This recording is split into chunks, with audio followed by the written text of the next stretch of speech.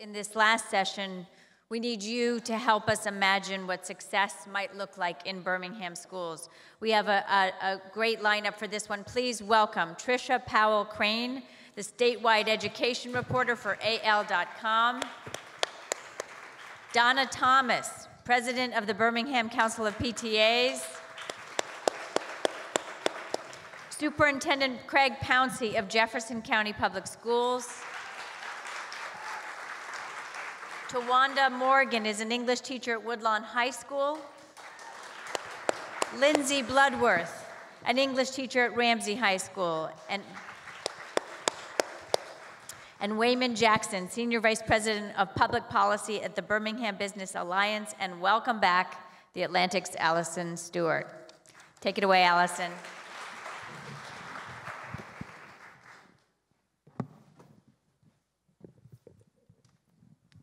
Just let everybody get comfortable. So I'm going to ask one question of everybody, and then I'm going to kind of get out of the way and be traffic cop, because this is a town hall setting. This is about you. So get your questions in mind. I'm going to ask, there's absolutely no polite way to say this. We really want questions, not statements. So if you really have something burning in you that's a statement, maybe the next 5 minutes figure out how to make it a question. That would be my, my suggestion. What would success look like? That's the name of this session. So Superintendent Pouncey, I'll start with you. When you think about what success looks like for the school system, what do you envision? What's the vision? It's about embracing a common vision. Success is measured by collaboration and having ownership into that common vision and fulfilling that common vision as adults with the actions committed to doing what's right for kids. I've had an opportunity to work all over the whole state with a number of school districts, and typically those that have had problems in the past never embraced a common vision, nor did they have an internal obligation to work to fulfill that vision for the kids. And so if I wanted to define what success would be, it would be singly and utmost the embracing of a common vision and fulfilling that vision as a commitment to the children. Mrs. Thomas, for you, when you think about success from your point of view and from the constituency you work with, who are deeply invested, what does success look like? Well, my thing is to see our school system to be more successful. I would like to see more of communication among our peers, in order to improve our students' schools, our test scores, to bring them up to a level to where they should be academically. I also would like to see more communication between parents as well as staff. Our superintendent, we've had the opportunity to have her to come out to one of our trainings, and parents wants to be able to work with the superintendent, the board, as well as the teachers, because the teachers is very important in our school system. And we want to be able to do whatever we can to help our kids to become more academically. Okay, we've got two teachers on the panel. Ms. Jackson, excuse me, sorry, Ms. Morgan. How do you know you've had a successful day in the classroom? I know I've had a successful day in the classroom when we're all exhausted, because my kids have been discovering, exploring, they've been asking questions, they've been asking more than just why, but then trying to figure out the answers in their small groups. So when we're all exhausted, we're all thinking about how can we improve on this lesson on tomorrow, and my kids are stopping me in the hall and are telling me about the way they've connected what we've done in my class and something else that they're working on in history, also in math, and something they heard in band, then I know we've had a successful day because I've made it real world, I've made it relatable, and I've made it to where it's fun for them. How about you, Ms. Bloodworth? How do you know when you have had a successful day in your classroom? Mostly I know I've had a successful day in the classroom when the kids tell me that they've had a successful day in the classroom. When they verbalize. Same as Tawanda, when the students walk out of class excited about learning something new or excited about a success that they've made, even if it's very small. I teach 10th grade English in one 11th grade class. And you really get into the nitty-gritty of writing in 10th and 11th grade. I'm sure you can all remember thinking you really wrote something great in an English class. Then you got it back and learned that, oh, my ideas did not come across the way I thought they would. And so when students can learn to take a small step in expressing their ideas more clearly, and they walk out knowing how to do that and knowing what they've said and having more of a voice, it's exhausting, it's tough, but it's wonderful. And that's when I know we've been successful. And finally, and we'll get to questions next, Mr. Jackson, when you think about success in the school systems here and the business alliances part in that, what does that look like? I actually wanted to answer the question that the teachers got about what success looks like for them. Because I have a 4-year-old who's in Birmingham City Schools now, and I'm sure their answer might be when I don't have to call you, the parent, to talk about your 4-year-old. But no, you said from a business perspective. Yeah. You know, for us, it's truly if the business community is able to provide a guide or a map, a blueprint basically for the schools here. Partner with them in a sense where we're able to say, you know, truly communicate that these are the types of jobs and skills that will be required of the future talent that's going to be coming out of the school system. I think that's one of the things that we're starting to do a much better job of in Birmingham. So I think success, you know, truly looks like every student that's coming out of not only Birmingham City Schools or Jefferson County Schools, you know, but our 7-county metro area. And someone said it earlier about options, that they actually know what those options are. They know that, you know, not only is there an opportunity for me to go to a 2-year school and come out and get a job in a STEM-related field, but there's also an opportunity for me to go to an 8-week or 16-week boot camp at Innovation Depot, or there's an opportunity for me to go out to a 4-year institution, and this is what I'll make. This is that direct pathway of getting there, and that parents also embrace that. And so that parents also embracing, you know, not only what was mentioned earlier that, you know, it's the push for everyone goes to college, but it's that everyone has options and everyone is on this pathway to post-secondary attainment. And Trisha, I'm going to bring you in before we go to the audience. From a journalist's point of view, what should we be looking for in terms of facts and figures that will signal success? That's a really good question. I'm still trying to figure that out, right? So I go to teachers and I ask them, what does success look like? And where are those measures that I can find that will tell us this is what success looks like? So, I mean, we've got measures. We have more measures now than we have ever had before, right? So we should know this. But, you know, there are things like college and career ready rates, right? I mean, we all want to know, we want kids to have great experiences in school, but what happens to them afterwards, right?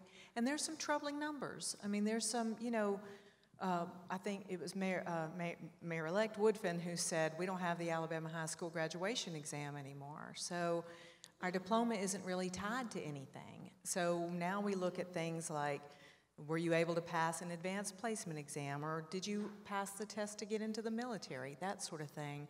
You also want to look at, I mean, I think I could walk into any school, talk to about 5 teachers, talk to about 10 kids, find about 3 parents, and that would probably tell me about 80% of what I needed to know about the school.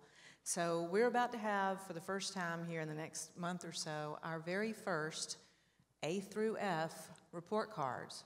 Everybody moan, okay, because that's when I usually hear, ooh. So, you know, this is going to be, it's got a lot of information on these report cards, so don't just look at the letter grade, you know.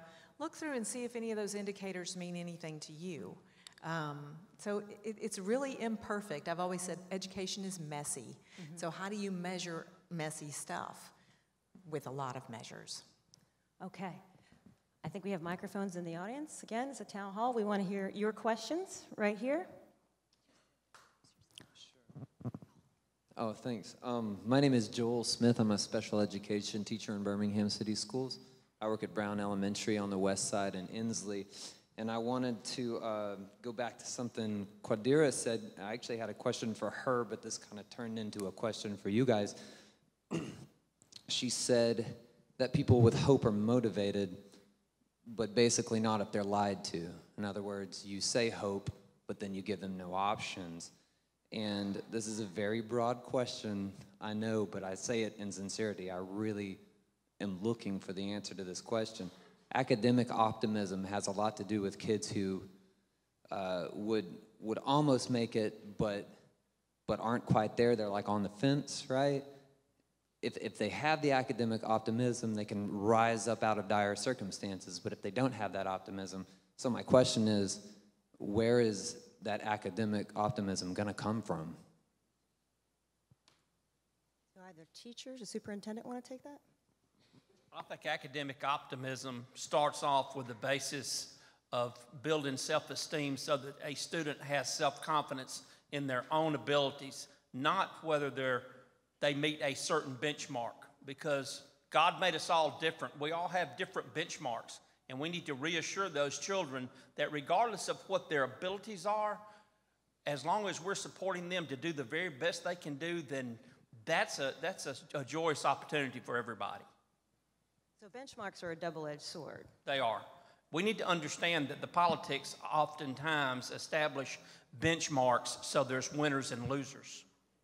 And that's what we deal with politically in Alabama. The intent is to always set up winners and losers. And we can't measure everybody by that same measuring stick because we are all different. And you can't make that application of accountability and measuring all the same either, because districts or schools have so many variations that exist within their realm of control, but yet the politics of the majority have set something up totally different.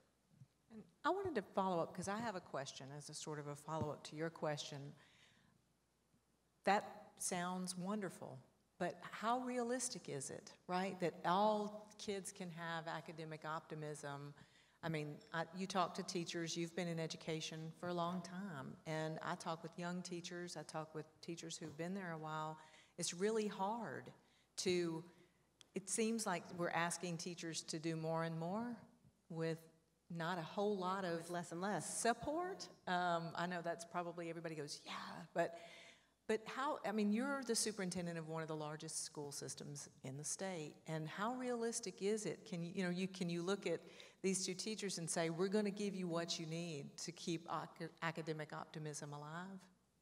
Well, I think she was making reference to academic optimism of the student, and that's what I was focused on. Right. I recognize that teachers, particularly for the last 5 or 6 years, have been mistreated.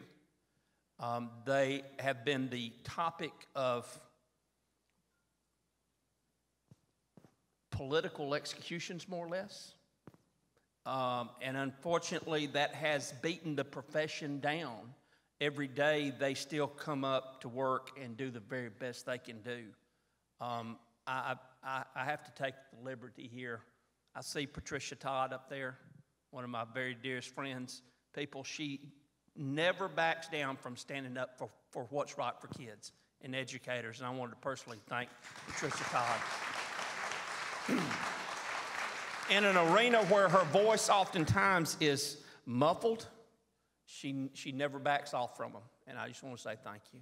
To our two teachers, when you see a child who has lost that optimism, who is potentially could slip through the cracks, do you have what you need to scaffold that kid? Or is that something you have to do on your own time or sort of on the down low? Or I would say realistically, no. We do not have what we need as classroom teachers to meet, and Kadira, who's actually a student of mine, touched on this, to meet the emotional needs of the students, to meet the social needs of the student, to help them academically as well. So our job as teachers primarily is to educate, but it's also, on the other hand, as everybody knows, to make sure they are a well-rounded student, a well-rounded person. And when they bring so much into the classroom with them, we cannot do our primary job to educate. And so we need better wraparound services. We need particular, but at the high school level in particular, which we can only speak from the high school point of view, but counselors who are equipped and able to do more than help prepare kids for college. Now, we need them too. They're doing a great job, but we also need more mental health support for our students, more partnerships with businesses, so that when the students see or when they don't have that academic optimism, we say, hey, actually you do. Look at this student that graduated 2 years ago and the internship that they got to have with Blue Cross and Blue Shield. I don't know if anybody's in here from Blue Cross and Blue Shield, but we would love to have internships with you. Yeah, there's my answer. Did you want to dive in before I get one more question? I think Lindsey touched on it perfectly. We need more services to benefit the entire child. It's kind of hard to have a student focusing on trying to meet benchmarks or focusing on the newest standardized testing when our children are homeless, when they haven't had adequate nutrition. I'm less concerned about what their benchmark scores are, and I'm more concerned about what their ACE scores are. What is their adverse childhood experiences? And when you begin to look at those scores and see where our children fall along on those lines, we see that we're doing our children a disservice if we're only focusing on making them college ready and not career ready. If we provide more opportunities, then we'll see an improvement in our attendance scores. If they can see how, if I graduate here in 4 years and I can make $30,000 to $40,000 a year based off a trade I've been working on these 4 years, then we've improved their entire outlook on life. We've improved their quality of life, we've extended their potential, their livelihood. So I think that we are doing our children a disservice when we're only focusing on one thing and we're not looking at the broad picture of how can we stop narrowing things and making it more accessible for our students. Okay, do we need another question in the audience? Back there. Hi, good evening. My name is Tiffany Hampton, and I'm a part of Teach for America. And so listening to academic optimism made me actually wonder about the concept of educational equity. And so I'm wondering from a systemic point of view, outside of the reliance on property taxes, what is keeping Birmingham City Schools from achieving educational equity? Thank you. Do you want to take that as a journalist? From a journalist point of view, from the objective point of view?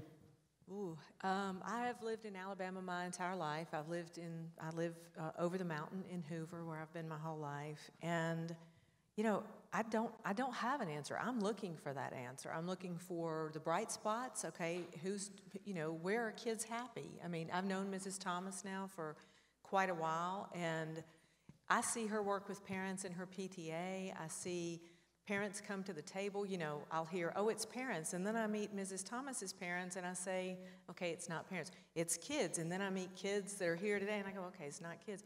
What is it? And I don't have the answer. I think it's very, I will say this, and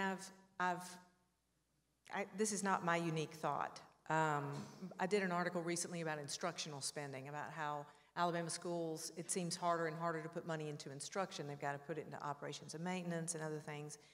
And the director of the school superintendents of Alabama said, I said, what is that one thing that you see all across the state? He said, when leaders in a city talk about education, when they talk about education a lot, and Dr. Pouncey knows this a lot better than I do, but when there is this priority placed on education, and my view from over the mountain and from as a journalist is it's spotty. You get something like this, like Richard was saying, you get something like this and everybody goes, yay, and then everybody goes back to their houses. And I think it's really hard to get the sustained effort. Is there a reason that people are in their silos like that? Or what is the reason people are in their silos? Anybody? Please, Ms. Thomas. I think one of the things is we play the blame game, okay? And when I say we play the blame game, we got teachers blaming parents, parents blaming teachers, we got other administrators blaming teachers, and the kids fall between the crack. And it's gonna take us as, I would say, a family all together and pulling together as one like it used to be in order for our kids to be able to succeed. The teachers can't do it without the parents, and the parents can't do it without the teachers. That's one of the things that we have a lot of young parents that I've been blessed to work with, because we have, they don't understand really what it is to raise their kids. And you know, and they are afraid to go into the schools because they are so believed. And we hear it all the time that we have an open door policy. But when you get there, it's a whole different situation. And until we open up to where we can bring in the community, the parents, the teachers, the ministers, and all to work together for the good of our children, we'll never succeed. Ms. Jackson, you want to jump in? Yeah, I think, you know, I guess to the heart of her question a little bit, you know, the state of Alabama was never truly set up to value education. Our economy, so our economy was not such that it required a high level of acumen for our economy to be successful. And so I think you see a lot of that in the historical policies and systems that we have in place. I think, you know, what's starting to happen now, you're starting to see a shift towards more, especially from a workforce and an industry side, where you need truly, truly skilled labor. And there's a premium, you know, on educated talent. And that talent necessarily, when you talk about education, it doesn't necessarily have to be that this person has a 4-year degree, but this person has to have a certain level of technical skill. And, you know, if you look, we operate off of one of the oldest constitutions, the oldest constitution in the country. There's a lot of liberties given towards property owners. And so you can talk about that inequity and, you know, funding and these pockets of what I think in Alabama is perceived excellence. We also have to get over that as well, is that, you know, our top schools aren't necessarily top schools. So when we can really start dealing with those things, and that, you know, we have to make some truly fundamental changes as a state in order for us to, you know, truly address, you know, what you're saying. I think one of the things now is that you're starting to see industry, you know, really be more at the table, because industry is not able to get the talent that they need. We're a state that's a slow to nearly no growth state in population. So you're not going to continue to recruit industry, and industry is not going to continue to expand here if that's the case. So you're starting to see a little bit more of a shift to that. You know, that true answer, you know, is really in, you know, education. And how do you start, you know, making more equitable and more favorable policies within education that's going to benefit all. But we do truly have some historical disadvantages that we have to overcome first. Got some more questions right here? So good evening. I'm Lisa Herring. I'm the superintendent of Birmingham City Schools, and just very excited to be able to, first of all, commend our teachers, and also you, Ms. Thomas and Mr. Jackson, of course, Dr. Pouncey, and all on staff or on stage. I did want to pose a question because I am encouraged by the conversation this evening. Thinking in terms of the issue of equity and also academic optimism, one of the things that came to mind is somewhat twofold. And one is we all have to own that. We're in a unique and new season in Birmingham and in Birmingham City, especially even in our school district as well as in our city government. To our teachers, I have a question, and that is tied through looking at the lens of innovation. And so when I think about what can we do to continue to take us to the next level, to ensure equity, and to continue to inspire hope, for me, I think about innovation. And so my question to our teachers on the panel would be, if there was an opportunity to make an ask or put in a request towards how do we infuse innovation in this opportunity, what might that be for you? And for all of the other things you've said, I also want you to know that you've been heard. And it's being recorded, so they can't see. Thank you, Dr. Herring, for that. I think two things. So going back to the question of education equity, I think that answer is simple. We've got to stop looking at it as those kids and start thinking about it as our kids. And when we stop thinking about it as those kids over there and start thinking about it as our kids, we all get upset about the state of education in the state of Alabama, not just in Birmingham City. I think the second thing is we got to get out of children's way.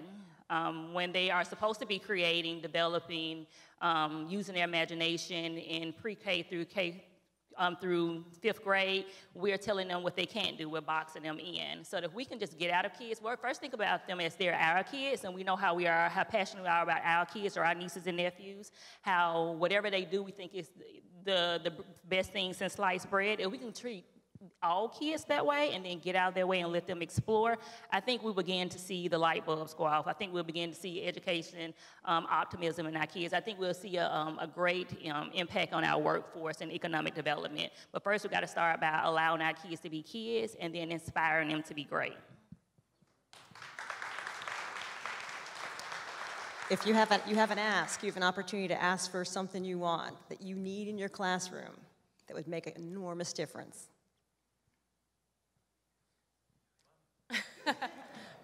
Well, always money, always more books, always high interest books as an English teacher.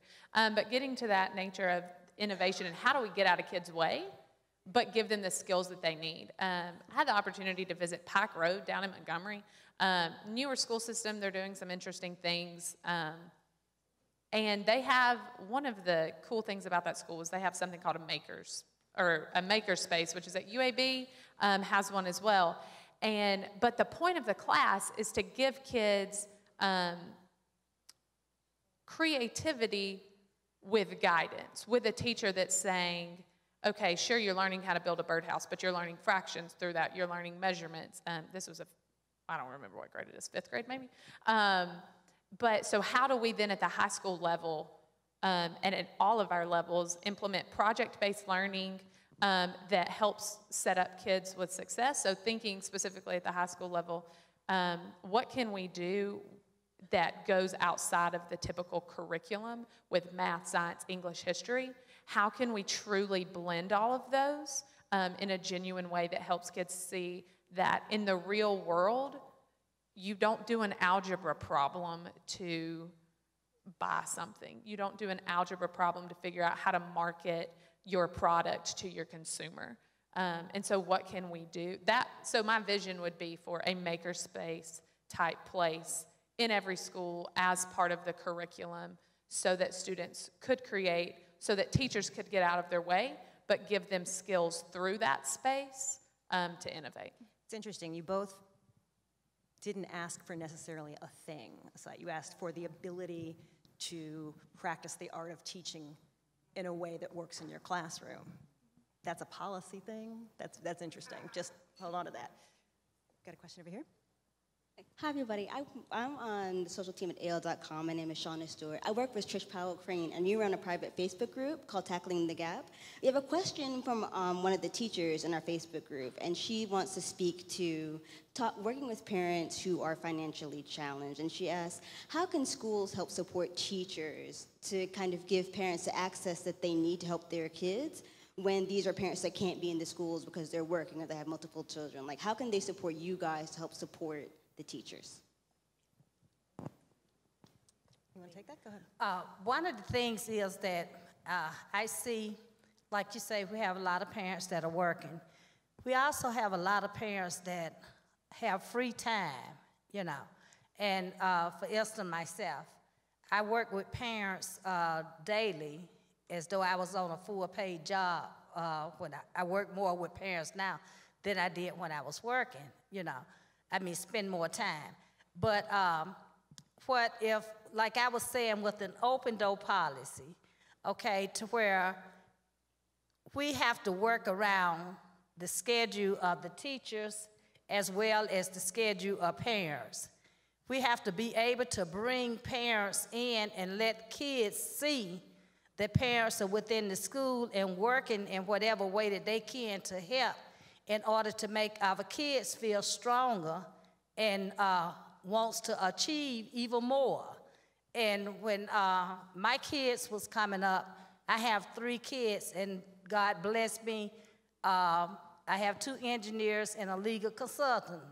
But that was because of the fact that even though I had to work, I still had peoples within the school that I may not be able to be there this hour, but we would have to work things around lunch schedules, because we have some parents that have some very important careers and things that they can offer our teachers in helping, but we have to feel comfortable at being able to come into the school and, you know, and being able to participate. Yeah.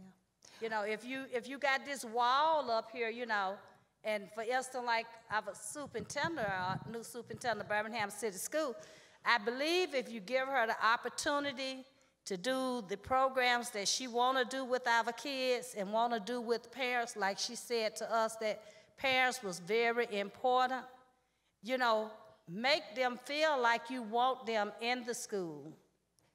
Give them the opportunity to even go into the classroom, because with the new curriculum that's out here, a lot of parents don't know the new math.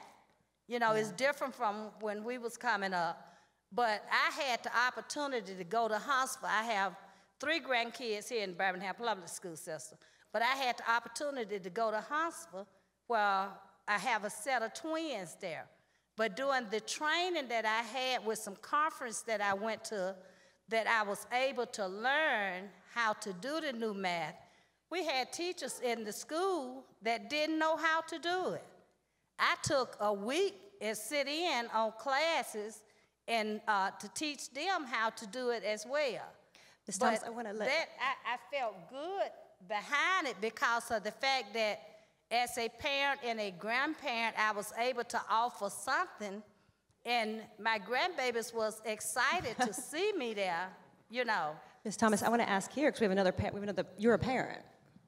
You're not getting me in trouble with Donna. No. No, I want, as a parent, what would make it easier for you to engage in the school system? Take your businessman hat. I'll put your dad hat on. I have a very active 4-year-old boy, so I have to engage. No choice. I am engaged. No, but I was really going to mention, you know, expound on what she was saying, because I completely agree. You know, one of the things that the pre-K program that he's at Princeton Elementary, even it's the state's pre-K program, that is one of the things that we're doing right in Alabama. But the parents have to, it's mandatory participation for the parents. It's a policy thing. So it's mandatory that they participate a certain amount of hours. Okay, so if we're evaluating and saying, you know, we live in Birmingham, and, you know, most parents, depending on where they live in the city limits of Birmingham, you end up having this discussion at some point based off of, are you going to stay in city limits of Birmingham, move, or go to private school? Well, when you start looking at some of the best practices in private schools, if you look at those options, they have mandatory parent participation. The one thing that I've learned, you know, from, you know, to erase this myth, I think that has been out there in the community, that, you know, parents of students from low socioeconomic backgrounds are not interested in their kids succeeding, or not interested in their education. That's truly a myth. You know, the parent might be working 4 part-time jobs, so they have some more barriers in place that prevent them from doing something.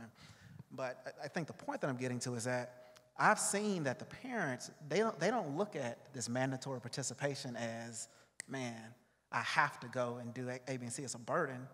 It's actually, they look at it as, you know, I'm being invited into my child's, you know, education system, and they're getting that. So I completely echo the fact of, you know, if those can be policies that are, you know, in place district-wide, you know, where you're taking the best policies that might work, that might have proven to work in a charter school in a low socioeconomic district, or, you know, a high-achieving private school, or the pre-K program, if it's mandatory parent participation to the level that you can do it, you know, I think that is a practice that not only invites parents to make them feel a part of the process. Another question?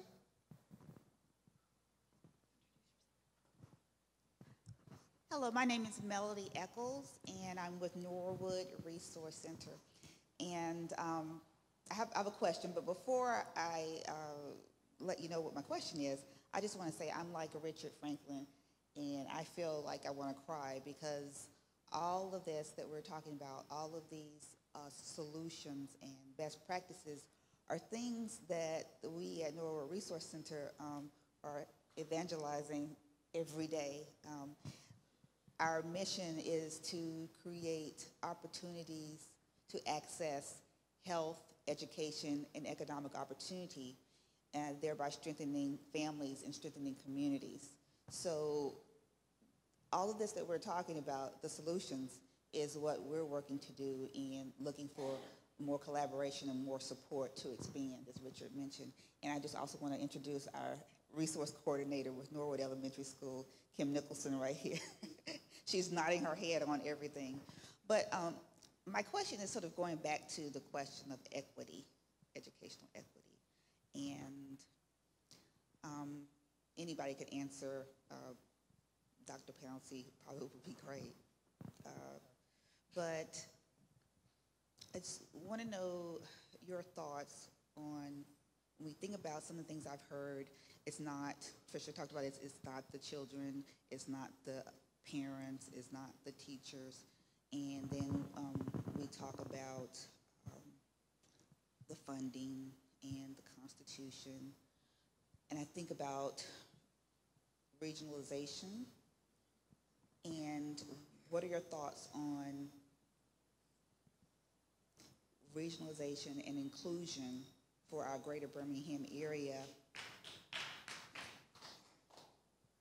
where it should be, and looking at how we actually got here, the truth of why we got here. Why do we have so many school systems in the metropolitan area? That's in 30 seconds or less. I got it. Okay. Two issues. I'll address the equity questions first. Unfortunately, I have to inform the public here that, again, Alabama is last in education funding reform. If we look at what's happened throughout the nation, the question of equity was addressed in the late 80s and 90s. Equity at that time only meant that each child got an equal portion of the pie.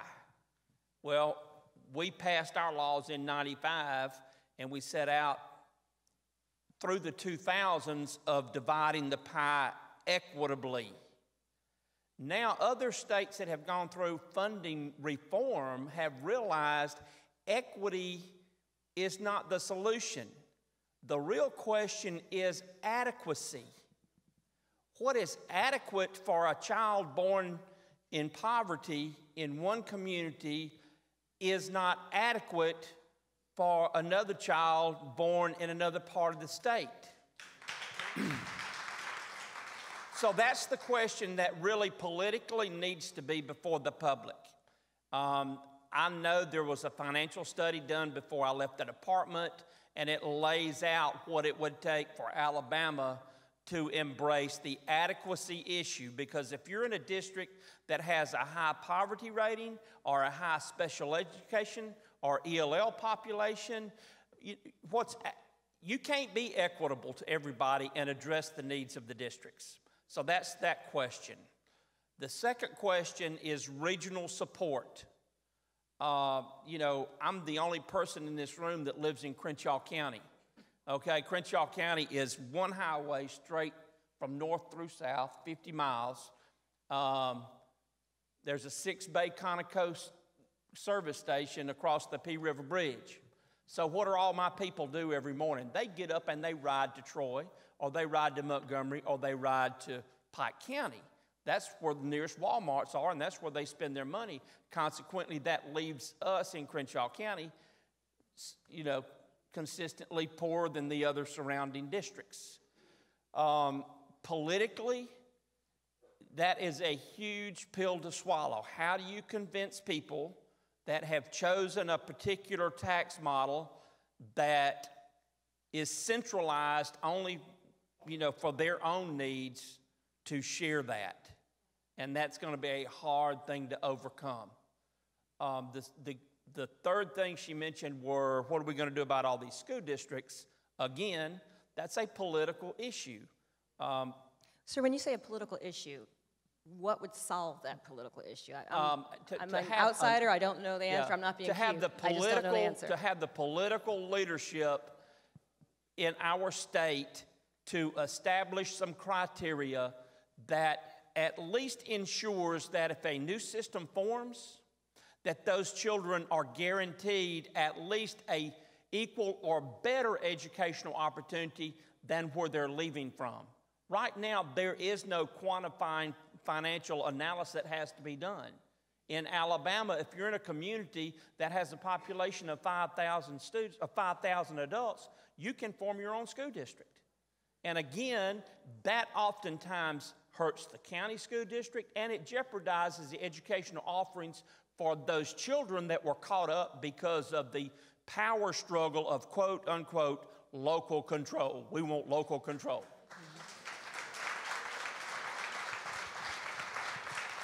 I think we probably have time for one or two more questions. Right here.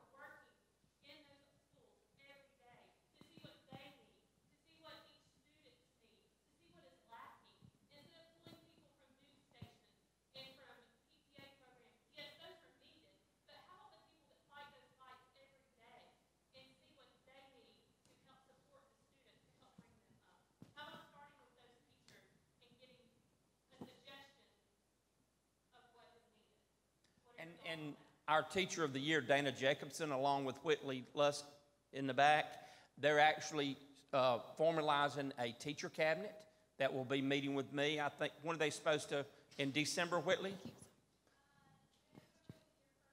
Okay, all right, so that's what's needed. I need to stay grounded to reality and what's going on, and I'm sure Birmingham Superintendent's offering the same thing.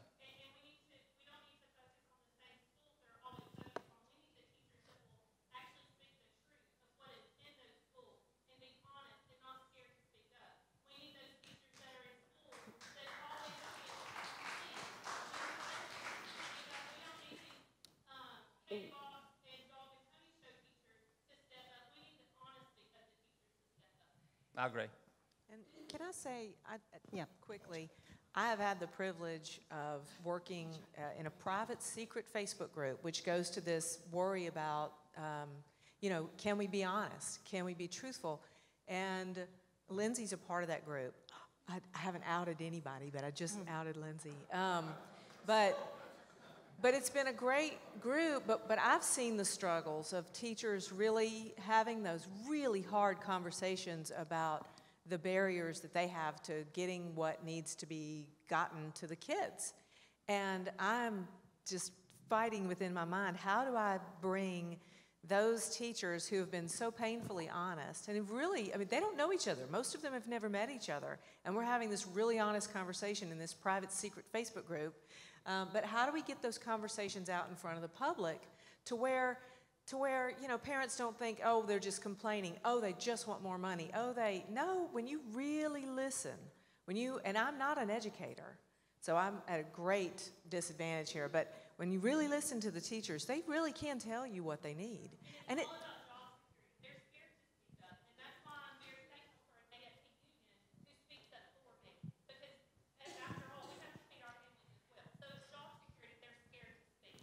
So the ability to communicate, it's something we heard on every single panel tonight. The ability to communicate. That thing has been flashing for a while. We're gonna have to wrap the evening at this. We can continue the conversation privately over, but thanks to our panel for your candor and your time tonight.